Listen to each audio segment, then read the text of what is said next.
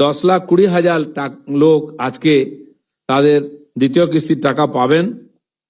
বাকি 8 লাখ যে বাড়ি, সে বাড়ি এখনো রিভিউ হয়ে তার পুরো রিপোর্ট আমাদের কাছে আসেনি, সেটা এলেও তারাও বাকি দ্বিতীয় কিস্তির টাকা পেয়ে যাবেন।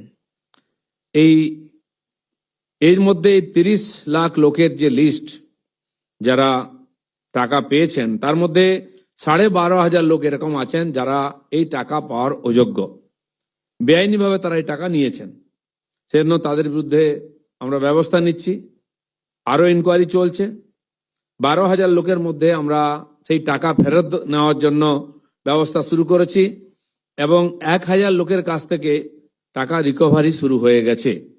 বাকিদেরকেও নোটিশ দেওয়া হয়েছে, তাদের কাছ থেকে আমরা এই যে অবৈধভাবে যারা টাকা নিয়েছেন সেই টাকা ফেরত চাইছি। এছাড়াও এসআইআর যে 91 লক্ষ ভোটার বাদ গেছেন, যারা অবৈধ ভোটার ছিলেন, তাদের মধ্যে 57,000 লোক এরকম আছেন যারা আবাস যোজনার বাড়ির সুবিধা পেয়েছেন। এই লিস্টে যাদের নাম আছে, সেই 57,000 নামও এই লিস্টের থেকে বাদ যাবে, তারাও এই বাড়ি পাওয়ার অযোগ্য।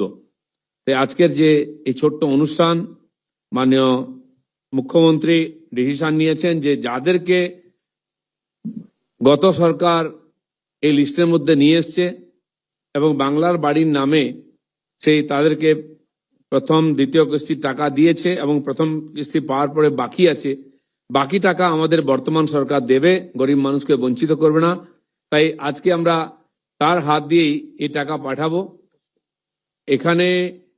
এবং বর্তমান যে প্রজেক্ট বাংলার বাড়ি, তার নাম পরিবর্তন করে পশ্চিমবঙ্গ আবাস এই নাম রাখা হচ্ছে। আজ থেকে এই নামে এই প্রজেক্ট চলবে।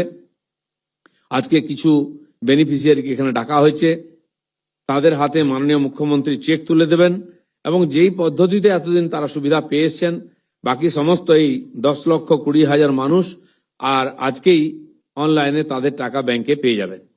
এই অনুষ্ঠানে আমি মাননীয় মুখ্যমন্ত্রীকে অনুরোধ করছি, তিনি বাকি যে সাধারণ মানুষ চিন্তায় ছিলেন যে এই 18 লক্ষ লোক বাড়ি সম্পূর্ণ করতে পারবেন কি না, তারা বাকি টাকা পাবেন কিনা চিন্তায় ছিলেন, আমরা বলেছিলেন পাবেন। মাননীয় মুখ্যমন্ত্রী সেটাকে স্বীকৃতি দিয়েছেন, তিনি তাদেরকে টাকা দিচ্ছেন। বাকি বিষয় তার কাছ থেকে আমরা শুনবো।